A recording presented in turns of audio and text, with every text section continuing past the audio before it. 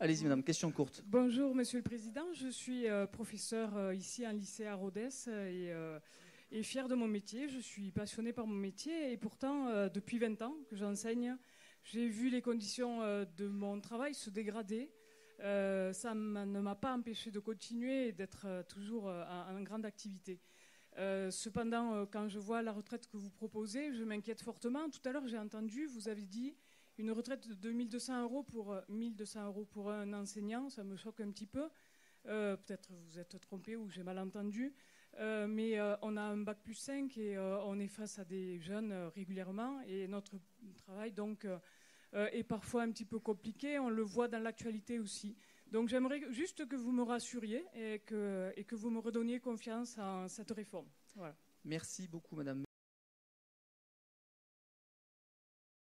C'est la dernière. Il y a vous. Alors, d'abord, les niveaux de retraite dépendent beaucoup, hein, comme vous le savez mieux que moi. Si vous êtes prof, capétien, agrégé, à quel moment de votre carrière vous êtes parti, etc. Donc je ne prenais pas le niveau classique, je prenais un niveau de référence qui, à mon avis, d'ailleurs, n'est pas totalement délirant. Hein, parce que quand on regarde le niveau, quand vous êtes prof, ça dépend de la part d'indemnité d'heures sup que vous faites en fin de carrière, qui sont plus ou moins prises par votre système de retraite. Mais je peux pas, on est entre 1000 et 1002, à mon avis, sur la moyenne. Je pense que je suis pas loin de la réalité. En moyenne de retraite. Si. Ah si. Mais on pourra vérifier. Est-ce qu'on a les chiffres, monsieur le commissaire? Il va vérifier.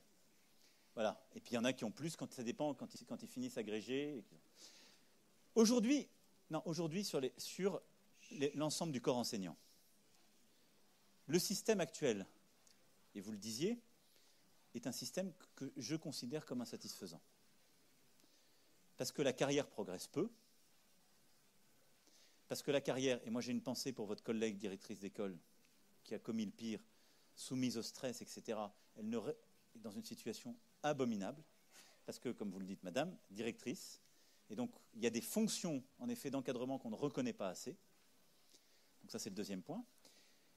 Et en quelque sorte, le pacte social implicite qu'on a fait, depuis des décennies dans l'éducation nationale, c'est de dire, on ne vous paye pas très bien, votre carrière est assez plate, après elle peut avoir des bons quand vous passez le CAPES, quand vous passez la grille, mais vous avez des vacances, et vous partez à la retraite avec un système qui est mieux calculé que chez beaucoup d'autres.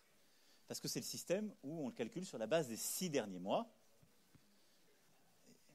avec beaucoup de choses. Et puis après, certains autres, c'est pour ça aussi qu'il y a des grandes diversités dans le corps enseignant. Ça dépend si vous faites des heures sup ou pas, lesquelles sont maintenant défiscalisées et peuvent créer des variations de revenus importantes au sein du corps enseignant.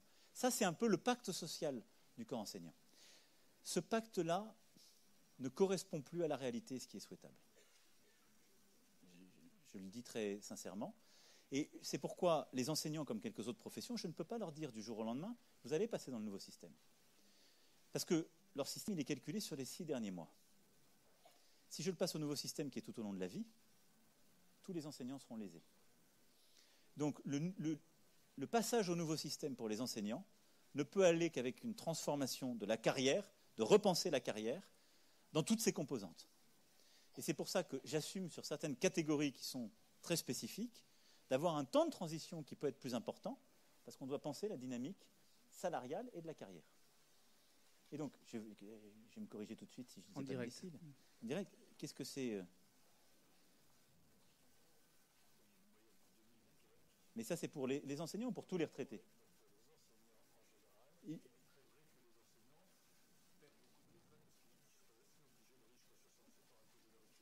Je lis ce qui m'est donné par le haut-commissaire.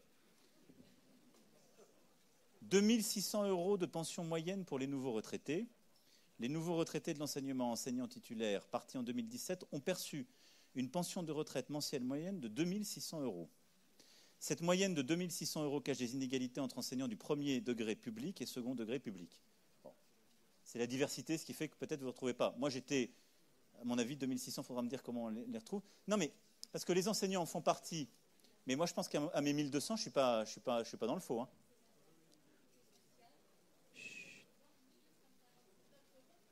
Ah, 1140 €. vous étiez enseignante? Donc, je ne suis pas dans le faux. Madame était enseignante, elle est à 1140.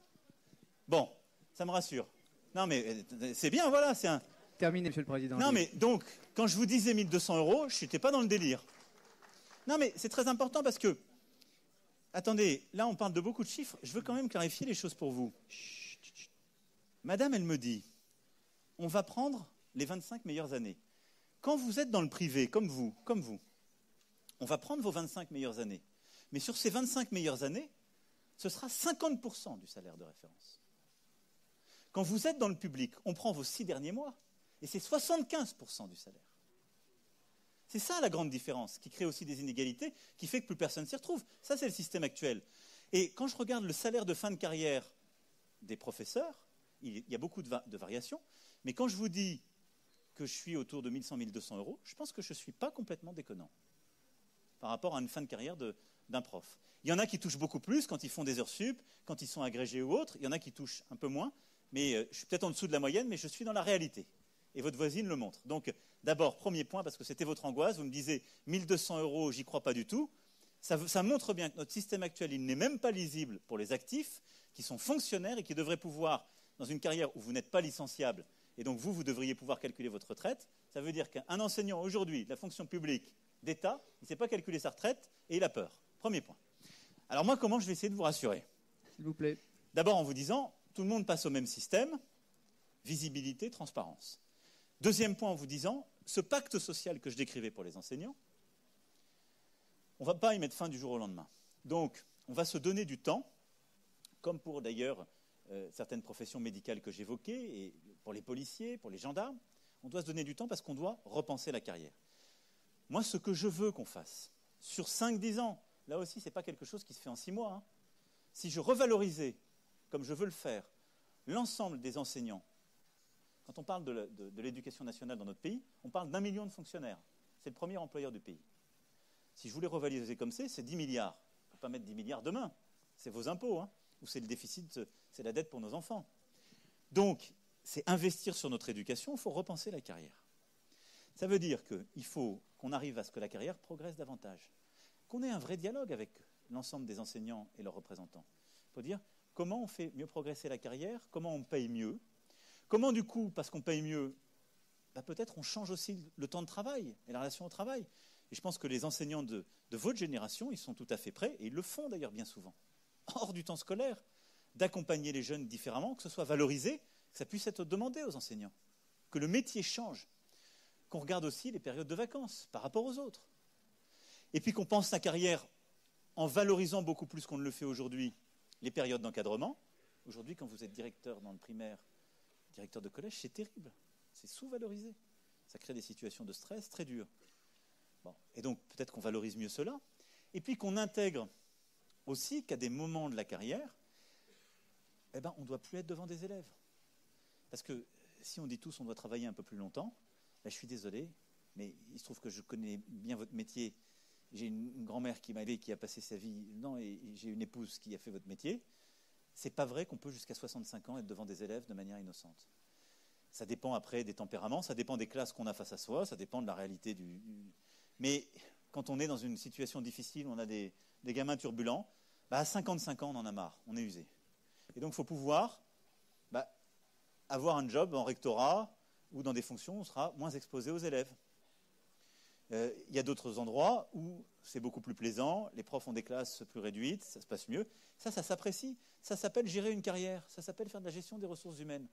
On l'a fait insuffisamment, on doit le réinventer. Ça veut dire donc valoriser les carrières, valoriser l'évolution de la carrière différemment, le prendre en compte, pour permettre aux enseignants de rentrer dans le système et que les retraités du système de demain se retrouvent au même niveau que les retraités du système d'aujourd'hui, mais avec une carrière plus intelligente.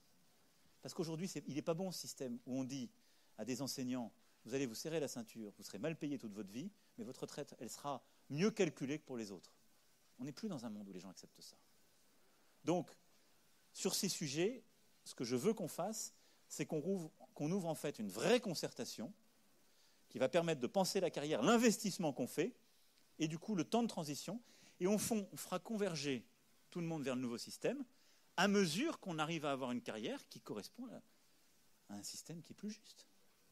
Voilà. Donc, mais on va le faire en transparence. Moi, je vous dis là, mes convictions, mes intuitions, parce que votre question était très directe. Je corrige peut-être aussi des a priori qu'on peut avoir anxiogènes qui sont faux. Mais ça va être un des objets de discussion. Et moi, j'assume que sur quelques professions qu'on a évoquées ce soir, on se donnera le temps, parce que c'est des professions où il faut en fait changer le travail pour permettre de passer au nouveau système de retraite.